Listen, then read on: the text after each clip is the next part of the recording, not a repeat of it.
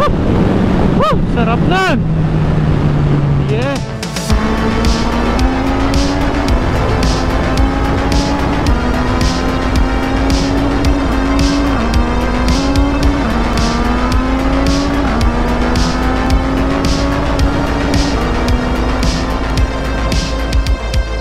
Hello! Kamusta mga boss? This is Suchi of Uchimoto Vlog and welcome again to the vlog.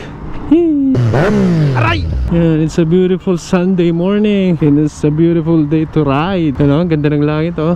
So for today's vlog, pag-uusapan natin kung bakit nga MTO na yung napili kong motor, and share ko na rin yung years of experience gamit tong napakalakas na motor na to, pati na rin yung mga pros and cons and etc.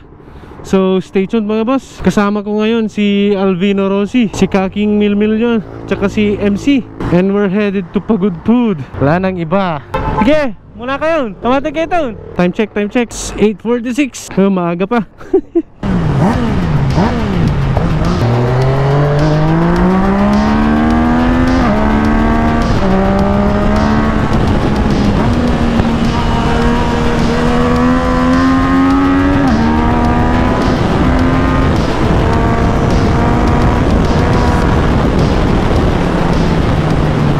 So bakit nga ba itong MT-09 ang kinuha ko at nagustuhan kong motor? Nagustuhan ko itong motor dahil una sa price niya eh. Doon lang kasi abot yung budget natin mga boss.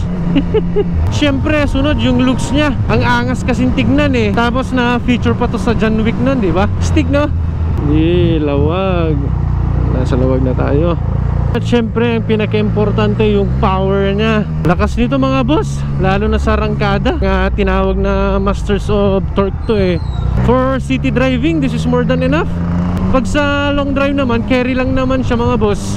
Bitin siya sa dulo. Yung top speed nito hanggang 2 to 4 kph lang eh. Pero may paraan naman para mas mapatulin pa yan. Nandyan naman yung mga ECU remap, ECU reflash. I think pag na-reflash yung ECU nito, papalo na to ng mga 270 kph something eh. Pero for me, this is more than enough na. Lalo na gusto ko pang mabuhay ng matagal-tagal eh. So ang ruta nga pala natin for today is wala nang iba kundi Pagod Food mga boss. Wala na kasing ibang puntan gawa nitong COVID na to eh. Namimiss ko na rin magpunta sa South. Kahit vegan lang sana para makapagsinanglaw.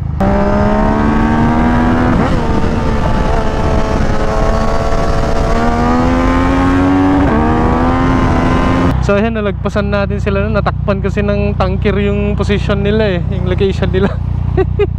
So ayan, dumami na tayo. Kasama na natin ngayon yung grupo ng taga Bacara, yung mga loyalist ni Ngokzone. Sano Oil. So yeah, mga drag race fanatics of Bacara. Ito, pasimuno to, si Ngokzone na to. So larga ulit tayo mga boss. So since we're using the MT-09, pag-usapan naman natin yung ano ba yung mga pros and cons dito. Look at those balls, my friend. Ano linalagay sa motor. Bale, hindi ko siya alalahatin. Ibibase ko lang sa years of experience riding this beast. Perfect term, beast. Ano ba yung mga pros niya? Ano ba yung mga nagugustuhan ko dito sa motor na to? I think first is yung torque niya. Plenty of torque. Yan, lakas-lakas umarangkada. Hindi mo na siya kailangang i-power clutch para umarangkada eh. Bigayin mo lang yan, sigurado mabilis na yan, arangkada na ng diretso yan. Sinasabi kong plenty of torque. Tangina.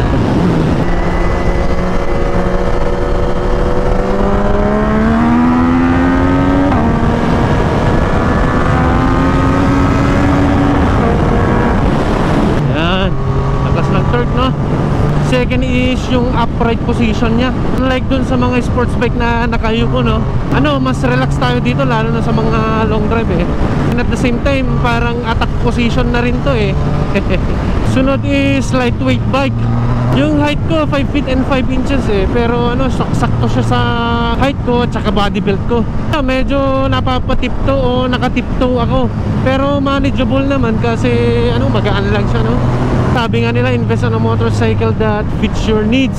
At yung naangkop sa motorcycling experience level mo. At saka kung appropriate ba yung size at height nito. Yun. Susunod is yung friendly, usable siya. User friendly kumbaga. Very ano siya, very straightforward na yung mga electronics nito. Unlike sa mga ibang motor na medyo nakakalito, no? Madami kang ina-adjust dito, adjust dyan. Ito very straightforward lang. Ano lang naman yung mga kailangan ko dito, mga light switches, signal light, horn, starter, tsaka yung kill switch. Ayun, very straightforward siya. Hindi siya yung nakakalito.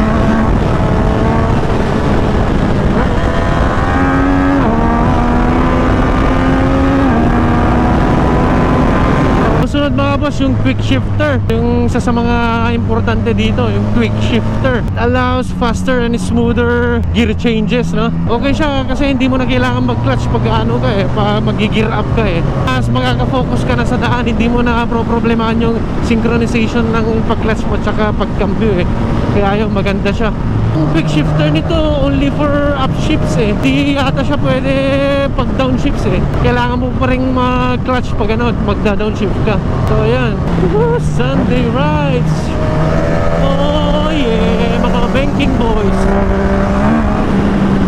Wala sa proper gear, hindi yan pwede sa ano, kalsada. Shut up! Milmilyon! Milmilyon na walang gear. Tangina. You know, I see windmills. Medyo malapit-lapit na tayo. Matagal-tagal na rin na hindi tayo nakaapak doon sa Patapat Bridge Stigandaan dito, no?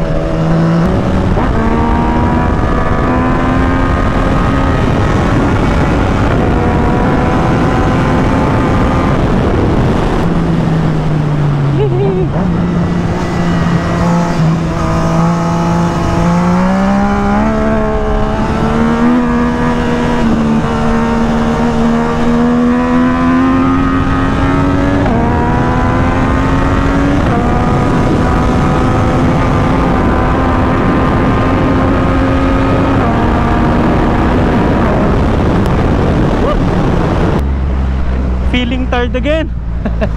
Ito, palagi itong hindi umiikot pag ano nagpupunta tayo dito. Yan na siguro yung pinakatamad na windmill dito So doon naman tayo sa cons niya mga boss, kung ano ba yung hindi ko nagustuhan dito sa bike na to.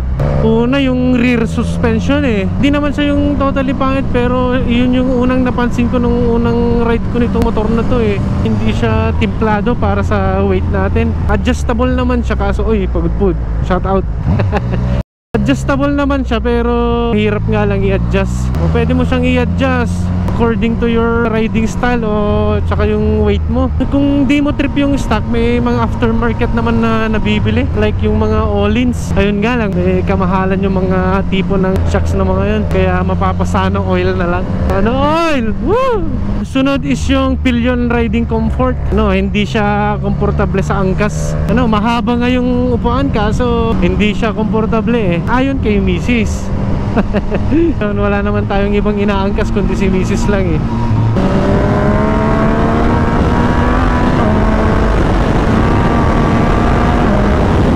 So yung pinakahuling hindi ko nagustuhan dito, yung ano siya, yung kulang sa dulo.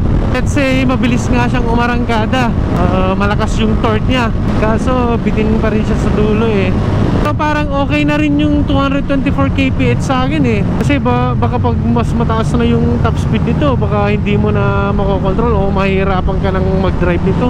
Kasi naked bike nga siya kulang sa aerodynamics, hindi siya na-design na for high speed. So ayun lang naman yung mga hindi ko nagustuhan sa MT-09. At yung di ko nasama sa pros niya, naked bike siya pero maganda siya sa twisties. Manageable lang siya, madali lang siyang i-benki-benking dyan kasi lightweight lang Tsaka saktong-sakto yung torque para mahabol ka agad yung kung may hinahabol man tayo. So ayan, babanat na muna ako. Nandito na tayo kasi sa ano, sa may Pagudpud Twisties eh. Dito na yung may mga magandang bankingan. Kaya sayang din pag ano, hindi natin binanatan to eh. Basta number one advice mga boss, lalo na tong mga masisikip na daanan o mga bankingan, huwag magka-counterflow ha. Yan yung unang-unang dapat nating isipin. Sige, banat na muna tayo.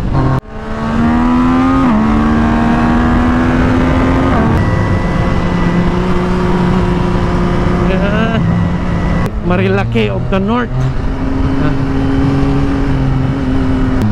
Medyo napapagalan na tayo. Muna na tayo ng saglit. See you later. Uy, susayad yan boss. Sakto. Galing oh.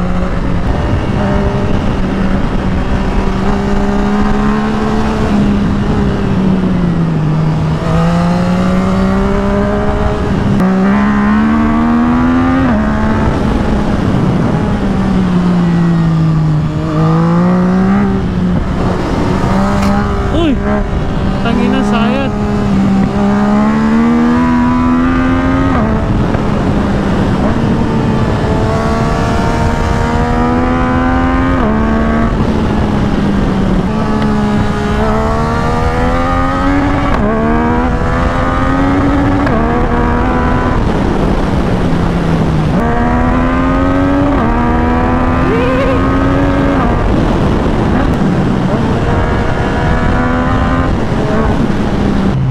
Sa wakas, nandito na tayo sa Patapat Viaduct. Yeah. Doon tayo sa dulo para makapagpahinga doon.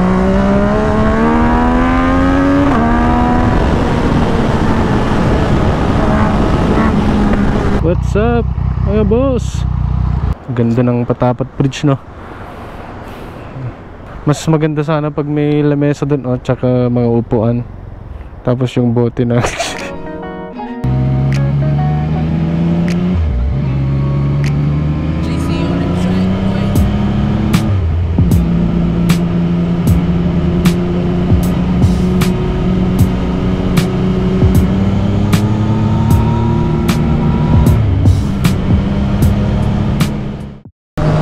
balik ulit. So yung mga boss, sa mga nagnanais o balak bumili ng big bike, no, I can recommend you this bike, lalo na sa mga baguhan dyan. Pero if you're looking for sports type na big bike, then hindi to yung para sa'yo. I give this 4 out of 5 stars. Hindi siya pangit, hindi siya perfecto, pero dahil siguro sa suitable siya sa height at body belt ko, kaya yun, okay na okay para sa akin to. Daming riders oh. Shout out riders. Galing siguro ng Adams mga to. Sige, see you around.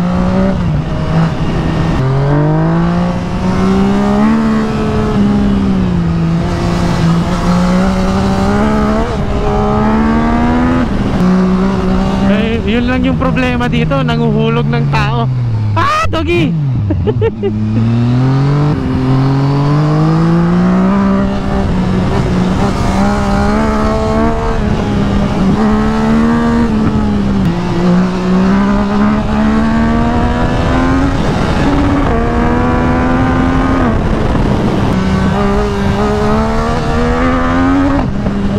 Sarap ng torque no.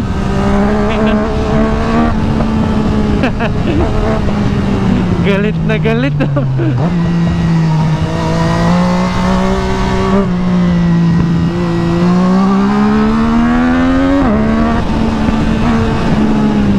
Ay, galit na galit.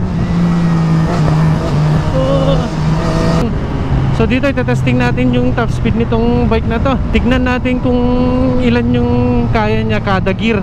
Rolling lang kasi nasa highway tayo. Okay. Sige, banat, banat.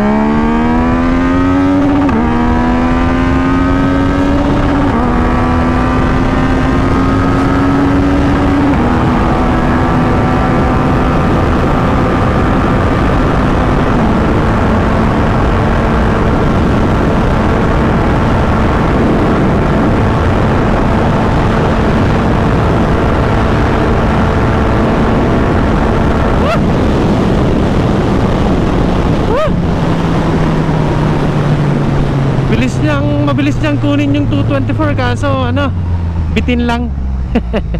No, may limiter eh, hanggang doon na lang. Oh, anong ganap dito? Daming tao. Yun, may pa-sticker tayo mga boss. Isa lang kagin. Sabay lang yun na. Sabay lang. Ito, dalawa. Di alam latan ni. Ito, isa. Lima. Tatlo. Sige. Dalawa sa'yo. Isa sa'yo. Pahintay lang, idol. Yan. Parang nasa ano tayo ah. Picture. Jakikikat ng helmet kong kaririin ko yun. So yun nga mga boss, nasa sa inyo pa din yung decision, no? At the end of the day, yung sarili nyo din yung sisisihin nyo eh. Kaya ugaliin na lang mag-research. Libre naman yung Google mga boss eh. Sa mga gusto magpa-bike review, feel free to PM me mga boss para magawan natin ng video yung motor nyo. Charon. So ayun mga boss, tatapusin ko na yung video dito. Huwag kalimutan mag-subscribe sa channel natin ha, and click yung bell para ma-notify ka agad pag may mga future uploads tayo. See you next video mga boss. Sige.